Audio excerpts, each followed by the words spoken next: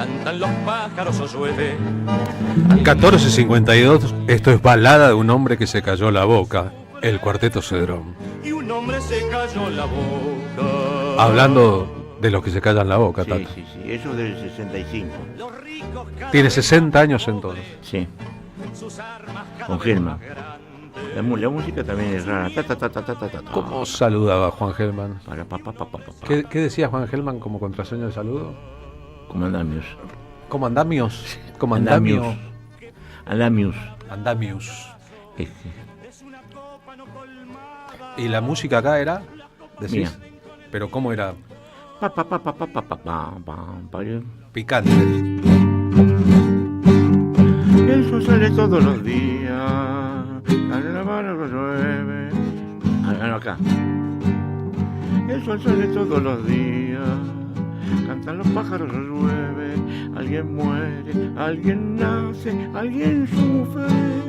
Y un hombre se cayó la boca. Así, todo así. Con una canción como aluvional, ¿no? Como, Sí, sí. como Aparte rara como modulación. no era muy tango tampoco, ¿no? Y después como un ritmo así obsesivo. No se me salió así. Te salió así en una época en que estaba de moda la música de los Beatles, pongamos, Sí. ¿no? Sí, y sí, todavía no era existía. muy buena. Y todavía no existía el rock nacional. ¿Vos ahí ya tenías la peña? ¿Eh? ¿Tenías la peña en el 65? No, tenía en el 64 tenía en el Tucotán un café concert. Un café concert. El primer café concert. Había uno antes que era por el año 14, se podría Claro. decir, o 676, pero hacían jazz en el 676. En 676, en Tucumán 676 Claro, hacían. y hacían jazz. Ahí, Nosotros claro, pasamos a Joao Gilberto cantando ahí. ahí nosotros hicimos tango, folclore, títeres con Roberto Espina, 2 piezas de teatro, una de Tito Cosa y una del Pacurondo, con actores como Brandoni, que después se rayó, Lupi. Ahí cantó Marilina Ross por primera vez en público. No, ahí venía Susana Rinaldi. Susana Rinaldi. Sí. Cuando era, A Marilyn, cuando era actriz y venía todavía no después de cantaba. actuar en teatro y yo la acompañé en un tango, ahí nomás como a las 2 o 3 de la mañana. Y cantaba. Y que estaba, claro. Después empezó a cantar. ¿Y Marilina? Marilina, yo en lo de Paco la lo vi cantar. Ujú. Y venía con Albertito Fernández de Rosas y estaba con Emilio Alfaro, era compañera de Emilio Claro, Alfaro. era la compañera de Emilio Faro. Y Entonces. Albertito de Cristina Venega. Sí. ¿Y qué, Vanega. y qué cantaba? Ella Sí.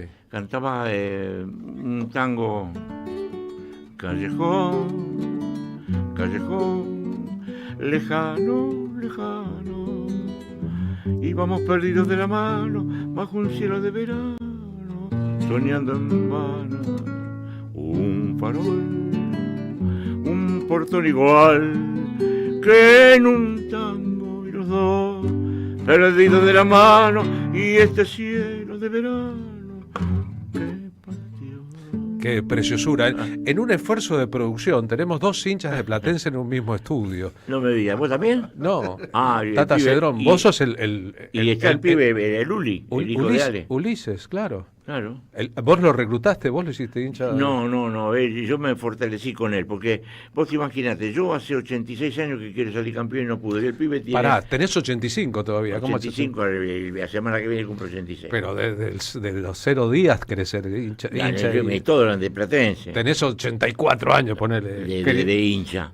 Bueno, y el pibito ya a los 5 o 6 años ya salió campeón, ¿te das cuenta? Claro, no, vio las cosas muy Aparte, fácil. bueno, por eso las cosas que... Yo soy un observador y después un hombre se cayó la boca, yo no me callé nunca la boca. No, soy está claro. un sincericida.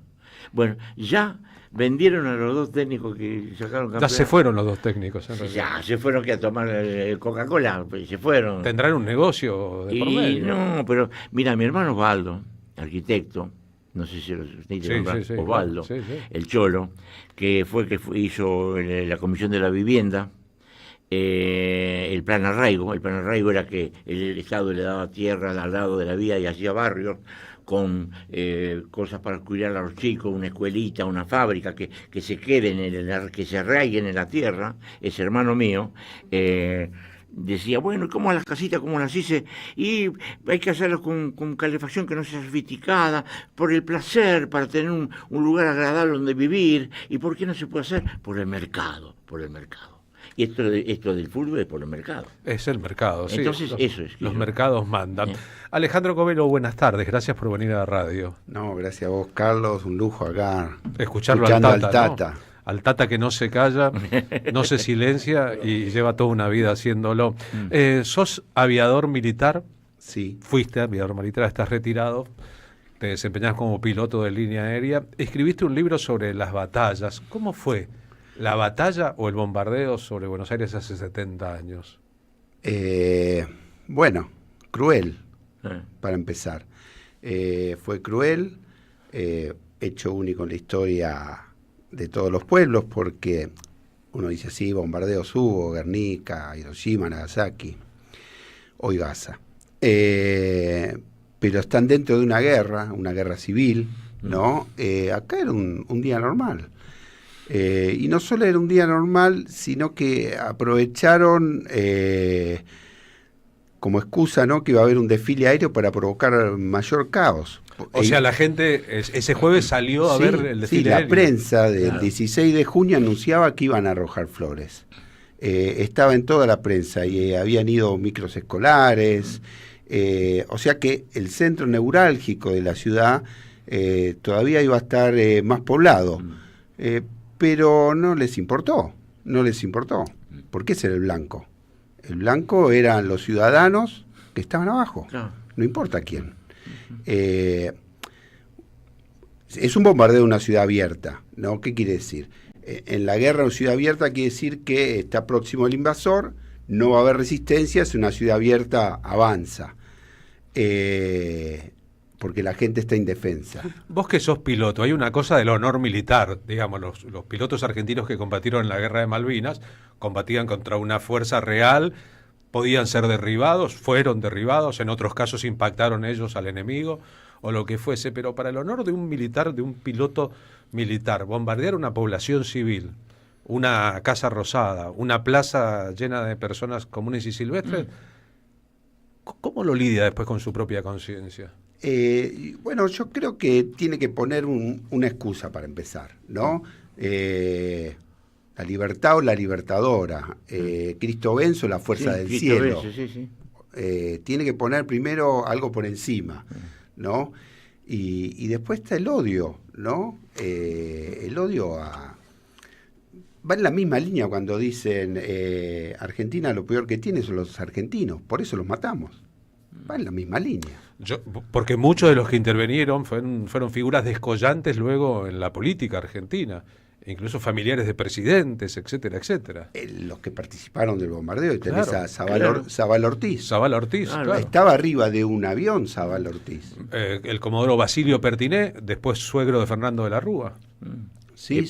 Palacio claro. fue embajador después en Uruguay, ¿no? Ahora, Alfredo Palacios. Lo triste es que sepamos esos apellidos y no sabemos los otros, los que defendieron a sus habitantes, los que defendieron al territorio. Vos has trabajado sobre eso, un héroe, por ejemplo, Ernesto Adradas. ¿Qué hizo Ernesto Adradas? El muñeco Adradas. Le decían muñeco porque era un brevet de oro, ¿no? Era el mejor piloto de su promoción. Era de la Fuerza Aérea. De la Fuerza Aérea y en la jerga de los pilotos, un buen piloto se le dice que tiene muñeca. Muñeca. Entonces era el muñeco Adradas, y él salió a darle pelea a la primera oleada, que eran 40 aviones. ¿Él con un avión? Salió una escuadrilla de 4, y él fue el único que tiró a derribar, que era la orden que tenía, y para lo cual se había entrenado. Es decir, sobre el cielo de la ciudad de Buenos Aires confluían los aviones de la Marina, algunos aviones de la Fuerza Aérea, que formaban parte de aquel grupo que atentó contra la democracia, y otros aviones de la Fuerza Aérea salieron a combatir a los propios. Salieron a combatir a los propios, que en ese momento, primera oleada, eran aviones navales, nada más. Salió una oleada de 4 aviones, 3 no tiraron al río, y él entró en combate con 2. ¿No quisieron tirar a sus compañeros? No quisieron tirar. Sí, en una entrevista que yo hago a uno de ellos me cuenta que tiró al río para volver sin munición, para decir, tiré. Claro, yo hice lo mío. Para decir, tiré, pero bueno, pero el muñeco, yo siempre digo que ese día se enfrentó a su destino, que es para lo que se había entrenado, la casa interceptora, defender los habitantes de un país y el territorio. ¿Y qué pasó con él después? Bueno, él derriba el avión, el piloto naval se arroja en paracaídas, lo quieren linchar, los que estaban abajo, obviamente, habían visto y lo salva la prefectura. Y él cuando regresa, cambia de mano la base de Morón y le dicen que se escape, que se esconda y salva su vida porque lo estaban buscando para fusilar. ¿Y en el futuro lo condecoraron? ¿Lo convirtieron en un héroe? En el futuro lo echaron de la Fuerza Aérea, en el futuro lo persiguieron, hicieron simulacro de fusilamientos, se quedó sin trabajo y después de muchos años ingresó en Aerolíneas Argentinas finalmente. ¿Vos lo conociste ahí? No, él muere muy joven, en el 84 muere. Yo pasé 17 años en la Fuerza Aérea Argentina y no sabía del muñeco Adradas. Y eso me partió la cabeza. Un piloto para llegar a ser piloto de guerra, digamos, para estar técnicamente preparado para estas acciones bélicas, pasa por grados muy estrictos de formación y además maneja un capital económico, un avión del Estado, su cargamento de bombas muy importantes. Tiene, digamos, no solo un privilegio, sino también una responsabilidad. Sí, tiene una responsabilidad ética. Y un piloto de combate, como dijiste, tiene la potencia y tiene su avión y tiene el armamento, esa potencia para arrojar el armamento a civiles indefensos. Pero también tiene la potencia de no hacerlo. Y esos son los personajes que... Leí la historia de los pilotos estadounidenses que bombardearon Hiroshima. Terminaron todos locos. Sí. Muchos dijeron que no sabían que estaban tirando una bomba atómica cuando la tiraron. Sí. Hay un hermoso libro que se llama El piloto de Hiroshima, de Gunther Anders, un filósofo. Acá sí sabían. Acá sí sabían. No. Y no terminaron locos, sino que siguieron haciendo carreras en la política, digo, para describir la responsabilidad, lo que pasó exactamente, el odio que hace falta y cómo el odio a veces organiza una vida y habrán brindado, como hay gente que brindó con champán cuando Cristina fue presa cuando Perón partió al exilio, habrá gente que habrá brindado por cuántas personas, más de 300, murieron hoy en Buenos Aires, hace 70 años. Y en las entrevistas me comentaban que los aviadores navales se juntaban el 16 de junio a brindar en el círculo naval. ¿Eso ha seguido ocurriendo? ¿Habrá gente que brinde hoy? Seguro. Hoy está presente por Cristina, ¿no? Esa matriz ideológica que utilizó ese día la Plaza de Mayo como campo de atrocidad está viva hoy. Está viva. ¿Te acaban de nombrar ciudadano ilustre de Buenos Aires o algo así? Al libro, sí, de interés para la comunicación social y cultural, el libro Batallas Aéreas. Está bueno. Que yo identifico, ¿no? El protagonismo del artefacto avión en este tipo de hechos de escarmiento, de terror, de disciplinamiento que ocurrieron en Argentina. Me parece muy necesario porque al no haber justicia, esa puerta queda abierta y siguió con los vuelos de la muerte. ¿Vos ves un link, una conexión? Sí. Esa matriz es idéntica. Yo arranco desde la Semana Trágica, ¿no? Con la famosa, el grupo paramilitar. La Liga Patriótica. La Liga Patriótica. Que la Liga Patriótica tenía una brigada de aviadores de la Liga Patriótica. Y si pensamos, la Liga Patriótica se entrenaba con las armas en el círculo naval. Los mismos que iniciaron el bombardeo del 16 de junio. La Semana Trágica, durante el gobierno de Hipólito Yrigoyen, incluyó los únicos pogroms, o sea, persecución sistemática de judíos de toda la historia del mundo fuera de la Rusia de entonces. Sí, 1000 muertos. 1000 muertos y judíos perseguidos por las calles, apaleados y en algún caso asesinados por comandos civiles, que es bueno decirlo también. Sí, con el campeón sin coronas, Luis Ángel Firpo, entre los que salían a pegar para la Liga Patriótica. Dice la biografía del propio Firpo, ¿no? Que como era bravo con los puños, a veces era reclutado para salir a pegar con los muchachos de la Liga Patriótica, con los que se juntaban en los bares de la aristocracia de la ciudad de Buenos Aires. Pero el odio viene un poco también de antes, ¿no?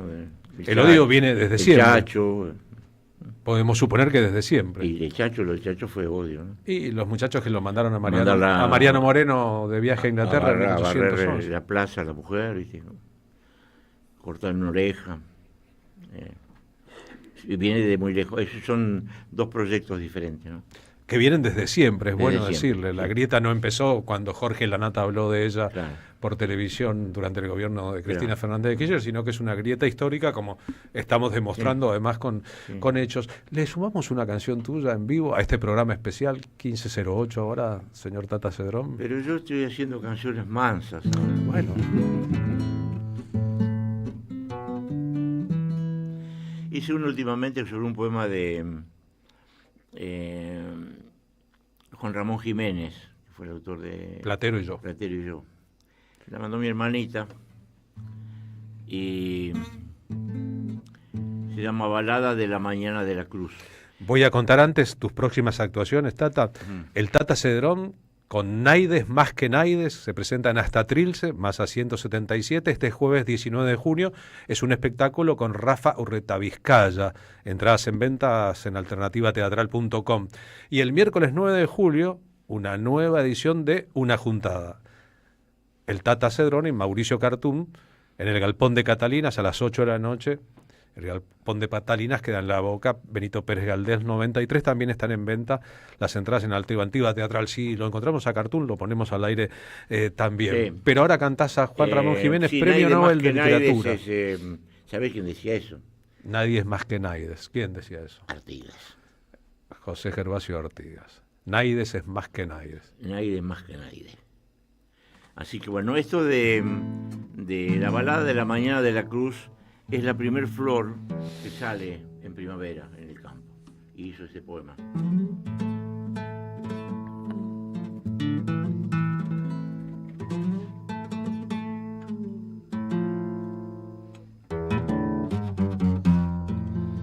Dios está azul, la flauta y el tambor anuncian ya la cruz de primavera. Vivan las rosas del amor. Entre el verdor, con el sol de la pradera, vámonos al campo por Romero. Vámonos por Romero y por amor.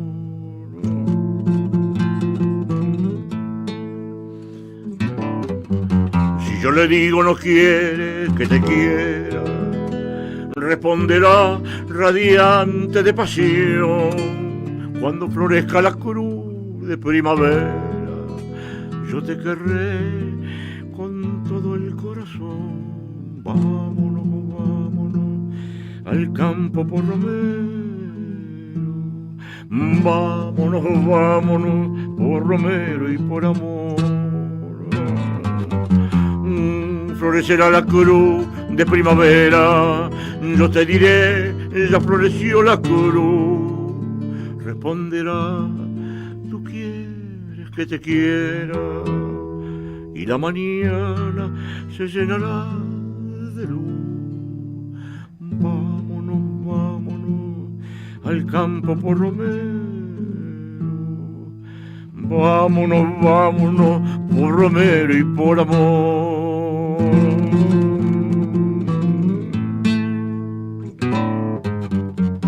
Flauta y tambor susurrarán amores. La mariposa vendrá con su ilusión.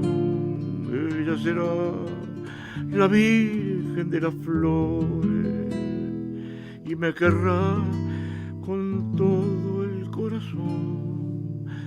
Vámonos al campo por Romero. Vámonos por Romero y por amor.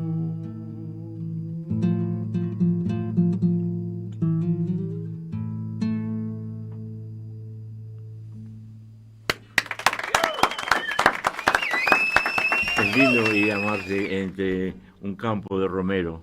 Hermoso, ¿no? Hermoso. Canciones mansas y llenas de El ternura. Jaime Torres decía así.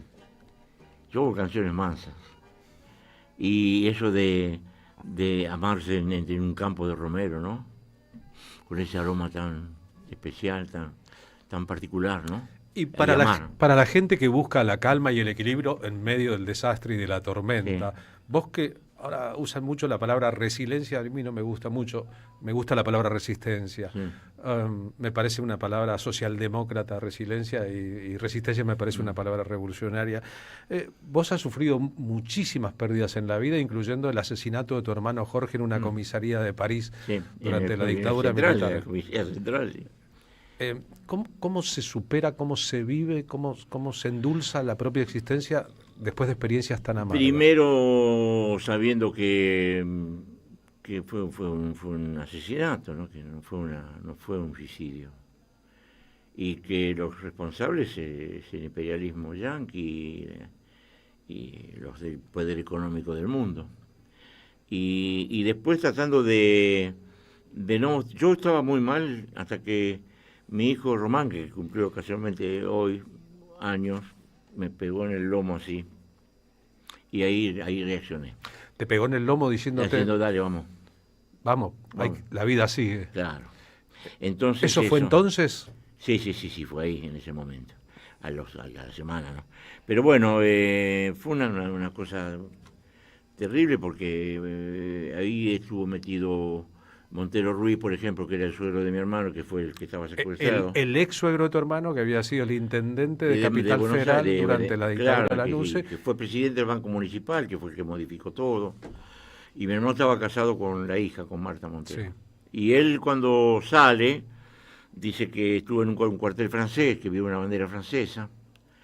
Cuando lo liberan, estaba esposado y no encontraba la llave y fue a una cerrajería a abrir, o sea que estaba todo coordinado con... El secuestro en París de Saturnino Montero Ruiz estaba coordinado. Por eso, y entonces ahí estaba Macera, estaba Galimberti también, o sea, había una cosa muy turbia ahí adentro. En ese París de entonces. En ese momento. 77, 78. Entonces, ¿cómo puede ser que vaya a una cerrajería? Después Montero me dice, no, yo estaba dopado, y lo que pasa es que Montero nos quiso defender y no quería que nosotros insistiéramos en ese problema, ¿no? Porque ya estaba muerto mi hermano. Y yo pienso eso también, había que seguir viviendo y seguir cantando y seguir compartiendo con la gente la vida, la sabiduría, el compañerismo de verdad, no de la boca para afuera. Vaya si lo lograste. Julio Cortázar, en esos momentos, ¿seguía yendo a la casa de los Herón? Sí, claro. Sobre la que escribió un cuento que después. Vino, el que de aparte de mi familia, cuando enterramos a mi hermano, fue Julio. Estaba Pino, pero estaba a lo lejos. Estaba lejos. ¿De París? No, estaba lejos, digamos, en el cementerio, pero a 100 metros. Uh-huh. Y después tomó la palabra. Pero estuvo, y Julio Cortázar estuvo con vos. Me acompañó en el coche con mi hermano y todo. Hablando de los compañeros. Sí. No, Julio aparte bien, fue muy compañero, muy colaborador con lo que él podía, tenía un humor bárbaro, no se clavaba a puñales, pero cuando ahí había que hacer cosas. Por ejemplo, un día estaba él de vacaciones con Carola, después murió Carola. Sí, su última mujer. Claro, era divina, Dunlop, de los Dunlop. Canadiense. Estaban de vacaciones cuando hizo el famoso cuento, una novela de la ruta, estaba en la autopista, ¿no? Los comonautas de la autopista. Y había que hacer que de pelote, estaba lo de Venecia, la Bienal de Venecia, y había que hacer quilombo. Entonces, bueno, como yo era el que me encargaba de esa historia, lo llamé y Julio dejó las vacaciones y fue a denunciar a Venecia. Los crímenes de la dictadura. Claro. Sí. Dimos vuelta manzana con la mano. Sos vos cantando a Cortázar, claro, ¿no? Sí. Las veredas de Buenos Aires. Sí, claro. Trottoir. En francés, oui. Bueno, que eso también, por ejemplo, te lo digo, pues, un amigo mío decía que yo era un sincericida.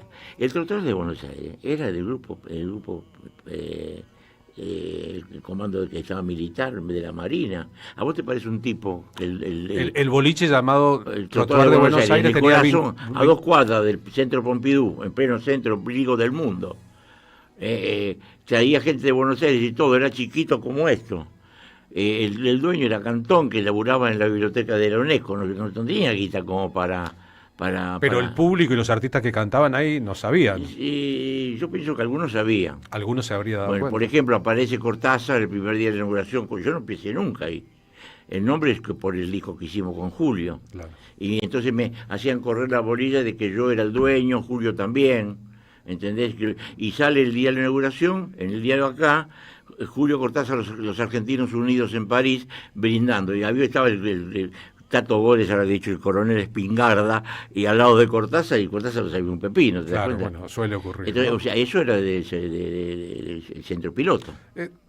¿Vas del centro piloto. ¿Vas a escribir tus memorias? No, yo las digo.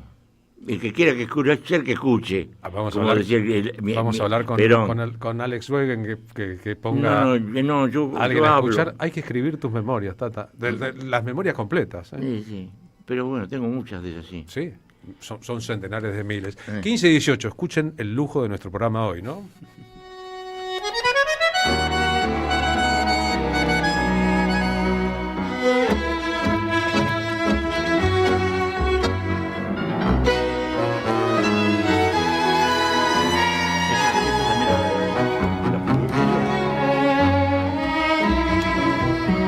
La Fuerza Aérea Argentina entró en combate técnicamente una sola vez, que fue durante la Guerra de Malvinas. Sí, sí. Viste que se hablaba del bautismo de fuego entonces de las Fuerzas Armadas Argentinas. En realidad habían tenido su bautismo de fuego contra una población civil que nunca disparó. Sí, sí, bueno, esas son las controversias, las discusiones que tenemos. Yo en ese sentido, empezar la discusión por el bautismo la evito, porque quiero contar, ¿no?, lo que hicieron, que para mí fue el mayor atentado terrorista que sufrió la República Argentina. Y tal vez el mundo al respecto, porque la cantidad de muertos en la Plaza de Mayo duplica la de Guernica. Sí, los nominados de Guernica, 114 nominados, por supuesto que hay muchos más sin nombre, y acá fueron 308, con nombre y apellido, que recién allá por el 2015 tuvieron nombre y apellido. Además los vimos por primera vez. Yo recuerdo haber visto los sobrevivientes del bombardeo de Plaza de Mayo por primera vez en televisión en un programa de Canal Encuentro. Claro, claro. Y todas personas de 80 años.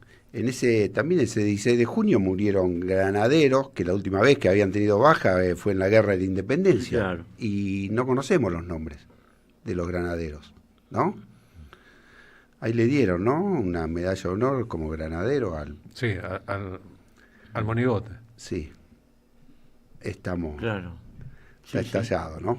No, repasamos esto en detalle también y con abundancia de elementos, porque cuando uno quiere explicarse la actualidad, el odio, la vigencia, la Corte Suprema, Macri como el operador que no se ve, los que festejan, los que celebran, bueno, son descendientes directos de aquellos. Total, 3 meses después viene el golpe de Estado, ¿no? Aramburu, Lonardi, ¿no?, el almirante Rojas, y entran al FMI. Entramos al FMI. Claro, con la caída de Perón entra Sí, el FMI. si uno agarra los diarios de Sí. septiembre, posterior al golpe de Estado, va a encontrar noticias celebrando que entramos al FMI Sí. y tomamos deuda. Y una cosa también, una cosa que me gustaría decir, que cuando Perón en el 74 dijo, antes de pedir un préstamo al FMI, me cortó las manos, y a Perón le cortaron las manos. ¿Alguien analizó eso?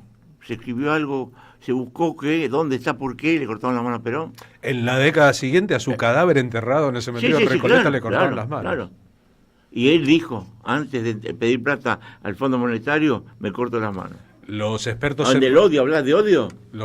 Sí, bueno, ni hablar, ¿no? Los expertos en masonería ven ahí otros datos.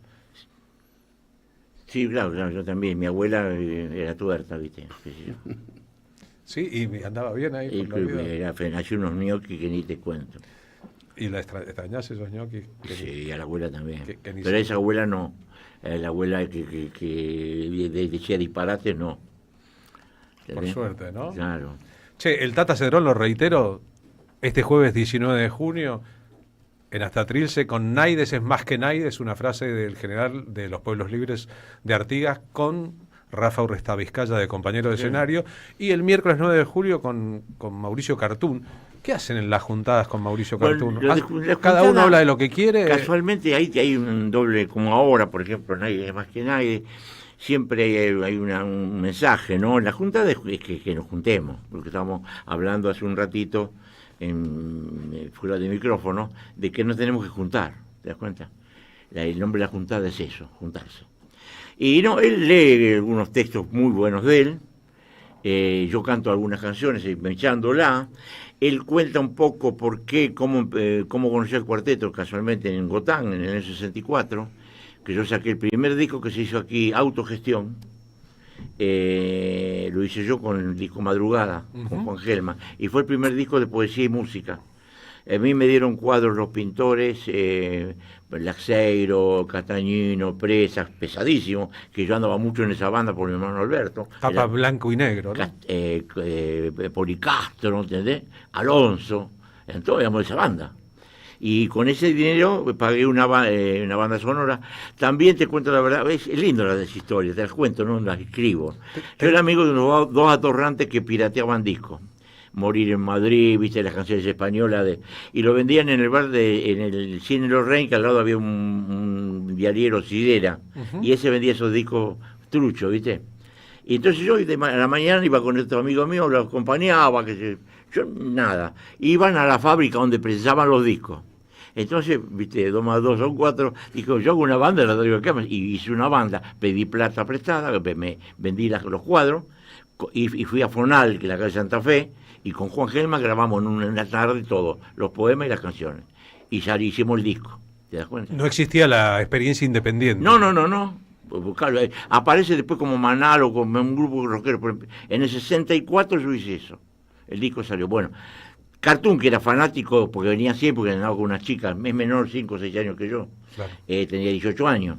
Y había unas chicas que querían con él venir a ver a Gotana, el cuarteto. Y se sacó un disco, bueno, yo quiero ese disco. Lo quiero tener el primer disco. Y viene y me dice, yo quiero tu disco. No, yo no lo tengo acá. No era para vender. Lo tengo en mi casa. Digo, si querés venir a mi casa. Fui y me lo regalaste, dice. Y le regalé el disco. ¿Y vos te acordabas? No. Sí, cómo no. ¿Te acordabas? No que era Cartoon. Que vino un que chico, era muy buen mozo, iba a ser actor durante mucho tiempo. Yo no era una chica, ¿viste? Aparte no estaba tan la cosa, digamos, la libertad que hay ahora, ¿no? Entonces, pero bueno, vino ahí, le di el disco, y ahí, bueno, después resulta que cuenta que después, a los 30 años tenía hijos y no tenía laburo, porque con el teatro nada, correteaba herramientas, ¿viste? Destornilladores, y un día estaba por la Panamericana y ahí fue mal, entré en un taller y al final sale, se mete en el coche, pone un cassette y decía, estamos en una encrucijada de caminos que parten y caminos que vuelven, que era la canción de Tuñón, ¿no? Mira, y ahí más, empezó a hacer teatro. Nada más y nada menos. Ahora, la cosa, lo que es extraordinario es que ese poema es del 30, que yo lo grabé en el 60 y pico, y ahora lo estamos cantando, que es un poema que tiene 100 años también, ¿entendés? Tiene vigencia, es nuestra identidad, es nuestra memoria. Tata, cuando te casaste, ¿tenías un traje bueno? Hay una foto muy linda mía que el traje era de Paco Urondo. ¿Te casaste con un traje prestado de Paco Urondo? Lo compré, pero yo compré uno, pero me quedaba mal, y Paco me dio uno que tenía él muy hermoso, con unas rayas azul oscura. ¿Y te compraste uno que te quedaba mal porque...? Y no sé, no me gustaba el color, quizás. ¿Te entusiasmaste y después...? No, me gustaba. Aparte era el traje de Paco, ¿viste? ¿Podés cantar algo de Homero Mansi? No, pues estoy cansado, no dormí anoche. ¿Y qué querés cantar? Canciones mansas. Bueno, manso. No, es muy, tengo que gritar mucho. Bueno, entonces cantás suavecito, ¿no? ¿Estás cansado? Sí, no dormí bien anoche. ¿Por qué? Te voy a cantar un tango que ¿Por qué no dormiste? Porque hay muchos problemas, no sé. Tuve algunos problemitas. Así, prácticos. Bueno, perdón por preguntarte, te escuchamos cantar. Hay uno que si quieren, uno de los que estoy haciendo con el Rafa, El Rafa Urreta El Reta Vizcaya. Vizcaya, qué nombre, el Rey Momo, que siga el baile, que ya lo canté, que se llama Caballo Partido. Sí. Eran la gente de la Musaranga, que son esos que atorrantes de Bécar que hacen muñecos, títeres y juguetes con cosas recuperadas. Hicieron un caballo, eso que se hace en los circos con 2 personas y Urreta hizo el Caballo Partido. Qué laburo el que va atrás del caballo, ¿no? Sí. Adentro. Bueno, él hizo este poema que yo hice la música del Caballo Partido. Se ha partido un caballo en 2, equitativo. Por aquí los recuerdos, por allá los olvido. La ira, la ira, por aquí los recuerdos, por allá los olvido. Galopar junto al mar, que se recuerdo, la manera y el bocao, que se han olvido, retosar en la guada, que se recuerdo, el rebenque y el lazo, que se han olvido. Pasó de fama el horizonte, apenas un hilito, lo usaba por la noche para atar un paquete, apenas un hilito para atar un paquete, que ni el día sujeta, ni un poquito. Las flores y los cardos, que sean recuerdo, la intemperie de julio que se olvido, el lucero de Mabel, que se recuerdo, los que hincan las escuelas, que se han olvido, el tren y la distancia, que se han recuerdo, no ver más un paisaje, que no se olvido, llegar a alguna parte, que se recuerdo, y andar y no llegar, que no se olvido, y andar y no llegar, que no se olvido.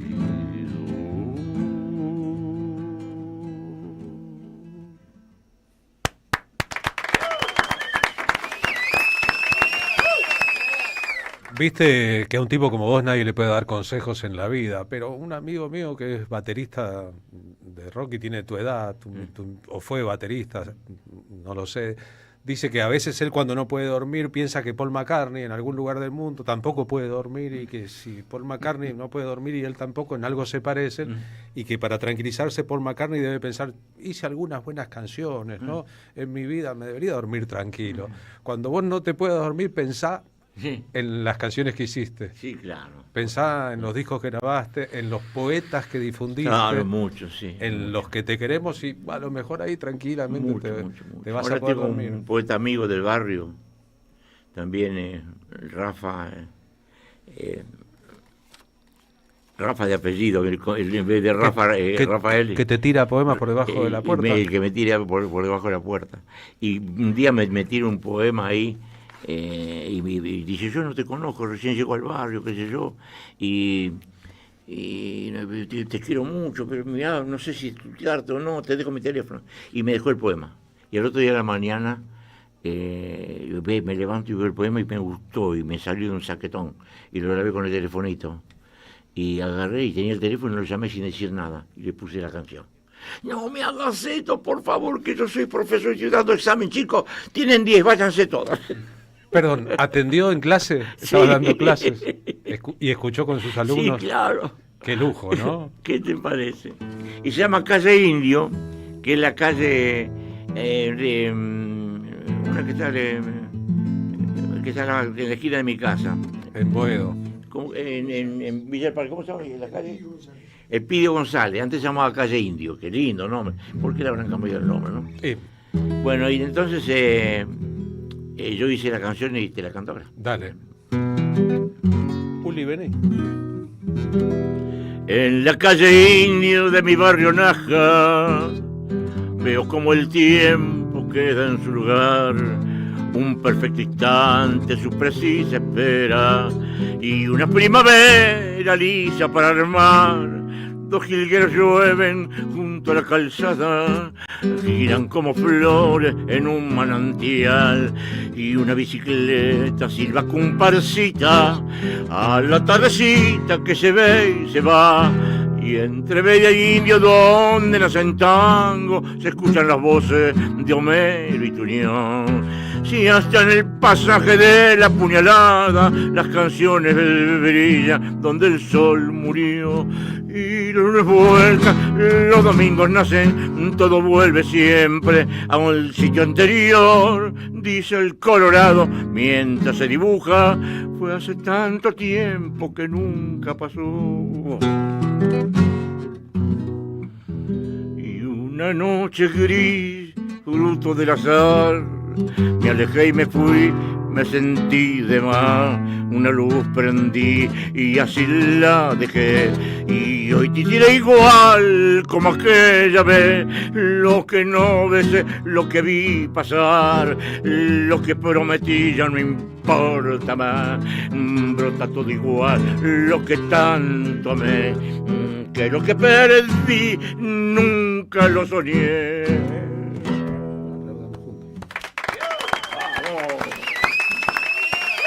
Invité a tu amigo Ulises un segundo que venga acá al aire. Sí, qué lindo, es muy amigo mío. Es muy amigo tuyo, Sí, sí, ¿no? sí, un compinche total. Somos de Platense. Sí, Ulises, ¿vos sos de Platense por el Tata? ¿Sí? ¿No? No. ¿Por qué? No, Pero conciencia respondeme con propia. palabras.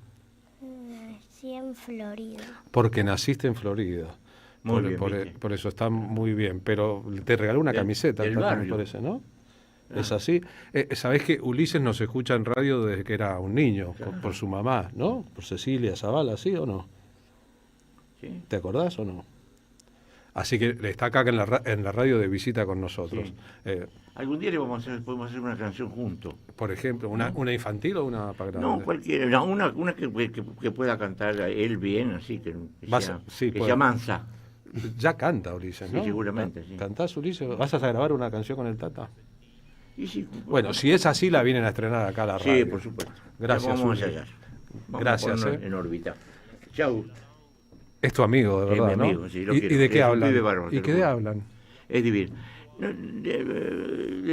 Así, te sale con cada cosa que no conmueve.